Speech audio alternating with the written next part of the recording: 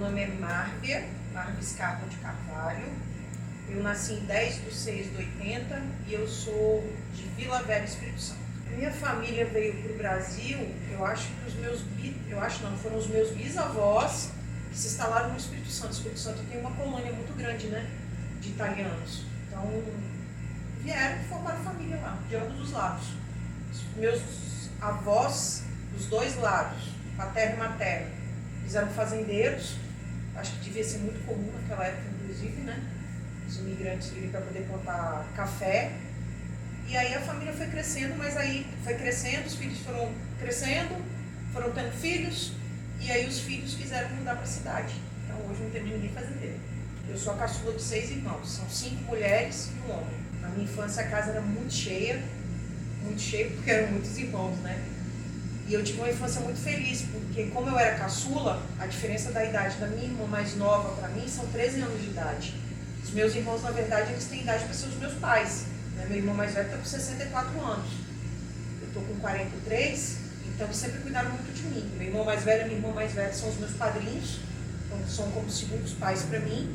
E eu lembro de uma casa muito grande. Era muito grande e muito cheia de gente, porque além de ter os meus irmãos e as minhas irmãs, sempre estava muito cheio de primos e muito cheio de amigos dos meus irmãos que ficavam muito lá. Então, é a coisa que mais me lembra, assim. E eu lembro muito também dos passeios que eu fazia de acampamento na praia, que a minha família organizava. Então, uma barraca bem grande, assim, sabe, de 4 quartos. E aí ia todo mundo pra praia acampar e era bem divertido, assim. Uma vez eu cheguei até a fazer uma cartinha com o meu irmão do que eu ia ser quando crescer. E aí eu coloquei 2 objetivos. Um era ser advogada, que eu acabei me tornando advogada, e o segundo é que eu ia ser ambientalista, porque o meu irmão participava muito de manifestações de defesa do meio ambiente. Tem até uma matéria no jornal, eu pequenininha, com 7 anos de idade, numa manifestação que ele me levou junto, e aí era pela reserva de Jacarenema. É uma reserva que fica na beira da praia, lá em Vila Velha. E ela virou reserva, de fato, né? Mas naquela época estavam fazendo as manifestações ainda. E aí o repórter foi me entrevistar, eu pequenininho, 7 anos. O que você está fazendo aqui? Aí eu, estou lutando pela natureza. E aí eu fiquei, ambientalista eu não me tornei, apesar de defender, mas enfim, continuei lutando por outras causas. Eu estudei, minha vida escolar, eu estudei muito tempo na Fundação Bradesco, que foi uma escola que se instalou no bairro onde eu morava, lá em Vila Velha, que chama Araçás. Então quase todas as crianças do bairro acabaram sendo contempladas pela Fundação Bradesco. Aliás, eu sou muito grata, porque a forma de ensino da Fundação era muito boa. Quando eu saí da 8ª série, eu fui para uma escola particular, uma outra, que era para poder me preparar para prestar o vestibular, e era até uma escola freira, chamada São José, lá em Vila Velha, e aí que me preparou para passar no vestibular em Serviço Social na Federal do Espírito Santo. Aí na Federal do Espírito Santo eu cursei, me interessei pelo movimento estudantil na Universidade Federal, fui 3 vezes presidente do DCE, que é Diretório Central Acadêmico da faculdade, da universidade lá no Espírito Santo, e a partir dali eu fui para a União Nacional dos Estudantes. Aí fui da executiva da União Nacional dos Estudantes. Então eu comecei, aquilo que eu queria fazer como ambientalista, eu acabei fazendo no movimento estudantil. Eu acho que veio muito por influência do meu irmão, de verdade, assim. A minha família sempre foi muito justa, assim, né? Teve uma época que meu pai e minha mãe organizavam um sopão em casa para poder distribuir numa ocupação que surgiu num bairro vizinho ao nosso. Então eu lembro da gente subindo, meu pai tinha uma pampa, a gente subia com umas panelas grandes assim e ficava distribuindo o sopão para as pessoas, mas era mais esse sentido de caridade mesmo, né?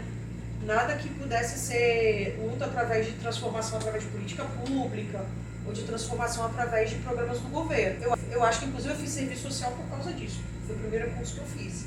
Direito foi a segunda opção que eu acabei fazendo. Eu sempre quis ser advogado, mas eu acho que quando eu fui escolher a primeira vez, a gente é muito novo quando a gente escolhe o que a gente quer fazer, né? É uma decisão muito difícil você tomar com 16, 17 anos, você prestar vestibular, falar o que você quer ser pelo resto da sua vida. Porque de início você pensa assim, depois você vê que não é isso, né? Que você pode fazer um curso, depois você pode mudar, e depois quando você ficar mais velha, você pode se reinventar. Mas eu acho que o serviço social eu fiz muito por causa dessa questão, dessa influência aí da minha família, do meu pai, da minha mãe, do meu irmão. esse negócio do sopão, que eu via muito sofrimento, e eu queria ajudar, e aí eu via distribuir a sopa não era a solução, mas também eu vi que serviço social também é muito difícil ser assistente social. Eu cheguei até a atuar durante, sei lá, uns 2 anos só, e depois parei. Uma vez eu estava estagiando já no 8º período de serviço social, numa cidadezinha chamada Baixo Guandu. E aí pediram para a secretária da época, pediu para eu ir visitar um lar que tinha uma menininha que tinha algum tipo de problema, já alguma denúncia de uma mãe que ela era alcoólatra e ela maltratava a filha. E eu acho que já tinha algum acordo com ela para ela entrar no tratamento, então eu tinha que ir lá para ver como é que estava a filha, a criança e a mãe. Eu cheguei na casa da mãe, ela não estava. E me disseram que ela estava num bar, estagiário. Eu e o motorista da prefeitura. Você imagina, né? Sim. Aí cheguei no bar, a mãe estava vendendo a menininha por 50 centavos para o cara poder abusar dela. O que eu fiz? Fiz até um negócio errado. Mas na verdade eu fiz o certo. Eu catei a menininha, enfiei no carro e fui parar lá no juiz da cidade. Que era isso aqui. Acabou que a menininha entrou num lar temporário para a mãe poder entrar de novo no tratamento. E aí depois os avós acabaram assumindo a menininha, mas era muito sofrimento. Eu vim para São Paulo quando eu entrei para a executiva da União Nacional de Estudantes. E aí eu vim para cá porque os membros da executiva moram aqui em São Paulo e acabou que eu fui deslocada da executiva para poder morar em Brasília, porque eu acompanhava as pautas do Congresso e do governo. O Lula tinha acabado de ser eleito. Então eu ajudava a articular as ações para melhorar a vida dos estudantes, da educação brasileira. Eu vim para São Paulo, uns 3 meses depois eu fui deslocada para ficar em Brasília. Mas eu ficava em Brasília, vindo e voltando para São Paulo e às vezes viajando para outros estados, porque na UNI também você milita no país inteiro, né? Então, dependendo do que você tem que fazer, você é deslocado para um lugar ou outro. Acabou que nesse tempo eu morei muito tempo no Rio de Janeiro, que eu acompanhei a história da sede da União Nacional de Estudantes, que foi tomada na ditadura militar e depois que foi devolvida pelo Estado brasileiro, uma pauta que eu cuidava pela UNI. Eu morei algum tempo em Manaus, morei um tempo em Minas, eu rodei bastante. Eu saí da União Nacional dos Estudantes, aí eu fui convidada para assessorar o que era... Eu sou de um partido político, né, que é o PCdoB. Então, eu fui convidada para assessorar na parte de relações institucionais o presidente nacional do PCdoB, que na época era o Renato Rabelo, que também é uma figura que fez eu crescer muito, assim, ele é muito referência para mim. Então, eu acompanhava junto com ele todas as políticas públicas e a atuação de todos os quadros do PCdoB que faziam parte do governo federal. Então, a gente tinha esse acompanhamento direto. Depois eu fui convidada pelo Orlando Silva, que foi ministro do Esporte, a ser chefe de gabinete dele quando ele se elegeu vereador aqui em São Paulo. E aí eu conheci o Rodrigo, porque o Rodrigo também é do PCdoB, também é militante, ele foi tesoureiro também da União Nacional de Estudantes. O Orlando, que eu trabalho até hoje, que é deputado federal, ele foi presidente da União Nacional dos Estudantes, então a gente está tudo no mesmo bolo ali, né? Então eu conheci o Rodrigo e aí a gente começou a namorar. E aí acabamos casando. Eu sempre quis ter filhos. Aliás, quando eu fui casar com o Rodrigo, a gente fez um acordo. Eu falei, eu caso com você se você cumprir 3 acordos comigo. 1, você vai dar massagem nos meus pés todos os dias. 2, eu vou poder ir pra samba com você ou sem você, né? Tem que confiar. Justo. 3, a gente vai ter um filho. Então foi o acordo que eu fiz com ele para poder casar. Nós casamos, mas eu não cheguei a planejar até o filho. Fiquei grávida do Gabriel. Eu só tenho o Gabriel, mas o Rodrigo tem mais 2 filhos, que são os meus enteados, que são mais velhos. São lindos e que a gente se dá super bem, que se dão super bem com o Gabriel. Aliás, eu não tenho mais um filho, porque o meu filho já tem excelentes irmãos, então eu estou muito feliz com isso. Se ele não tivesse, eu até teria outro filho. O Gabriel, ele é autista de grau de suporte 2. E a gente descobriu... O Gabriel teve a fase de desenvolvimento dele, aconteceu tudo dentro dos parâmetros considerados normais, né? Então ele começou a engatinhar na fase certa, ele começou a andar na fase certa, a falar na fase certa, só que depois de um determinado período ele começou a ter um atraso grande na fala dele. Com 3 anos, a pediatra dele, que é a Aline, que é muito boa também, ela inclusive tem um filhinho com síndrome de Down, ela falou assim, olha, pode ser que o Gabriel seja autista. Só que eu não posso dar um diagnóstico dele. Mas quem pode dar um diagnóstico é uma neuropediatra junto com profissionais de psicologia. Mas o que a gente já tem que fazer é colocar ele em sessões de fono e de psicologia. Eu lembro do dia exato, assim, não só na minha memória, da gente descendo do consultório da Aline, que foi o dia que ela falou que tinha a suspeita, né?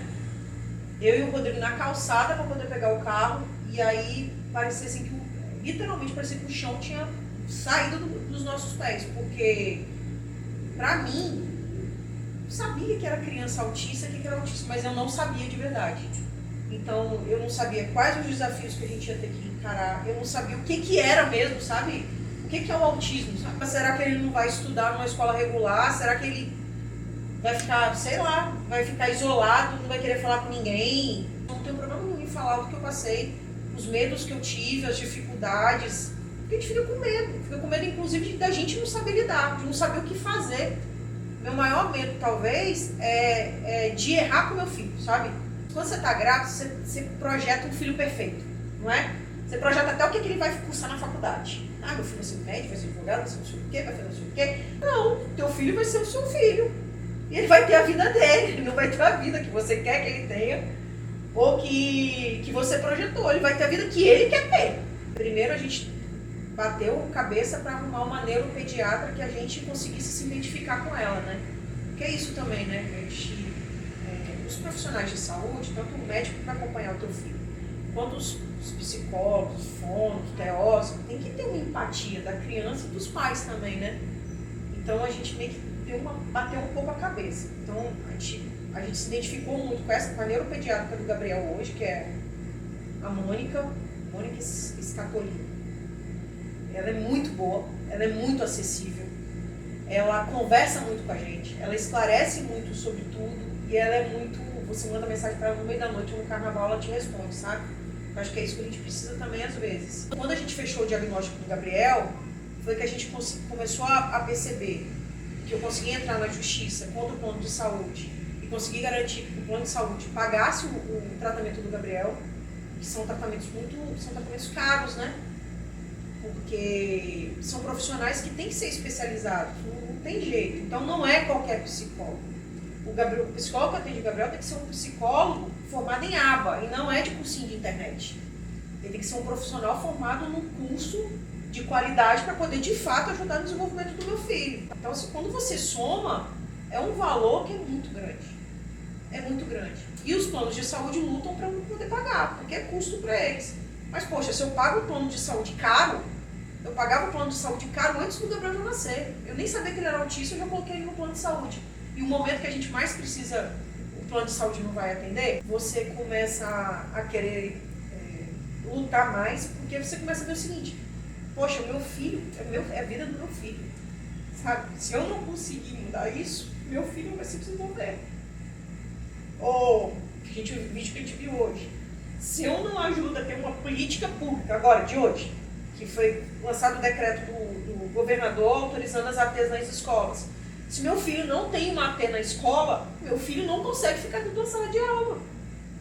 Então, são programas, políticas públicas, ações que vão interferir no que o meu filho vai ser no futuro. Sabe? Meu filho precisa ser uma criança feliz, primeira coisa, uma criança e um adulto feliz. E a segunda coisa, eu tenho que lutar para o meu filho ser independente. Porque depois que eu morrer, o que vai acontecer? Acho que todas as mães pensam nisso. Eu advogo, sou chefe de gabinete de um deputado federal. Então eu acabo pegando ação para complementar minha renda para ajudar a pagar. Mas eu consigo fazer isso. E as mães que não conseguem? Que não tem um plano de saúde, ou que o plano de saúde ainda não banca, e que não tem. Você vai em UBS, é sessão de psicologia uma vez por mês, é sessão de TO uma vez por mês. O meu filho ele tem que fazer 40 horas de terapia semanais. O meu principal desejo hoje é o Gabriel, é tudo da vida dele. É o Gabriel ser feliz, é isso que eu falei. Eu e o Rodrigo, a gente sempre fala isso, né? O Rodrigo é meu marido. Então, assim, o Gabriel tem que ser feliz. É a primeira coisa que ele tem que ser.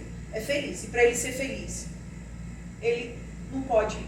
As pessoas têm que ter mais conhecimento do autismo para ele não sofrer preconceito. Para o Gabriel ser compreendido, porque eu sei que às vezes as pessoas não compreendem. Para o Gabriel poder um dia ter um emprego, trabalhar. Mas para ele poder trabalhar, as empresas ou os locais têm que estar adaptados para as pessoas com deficiência também e prontos para poder recebê-los. Eu acho que a inclusão é muito mais você conscientizar as outras pessoas que são consideradas típicas a aceitarem as pessoas atípicas.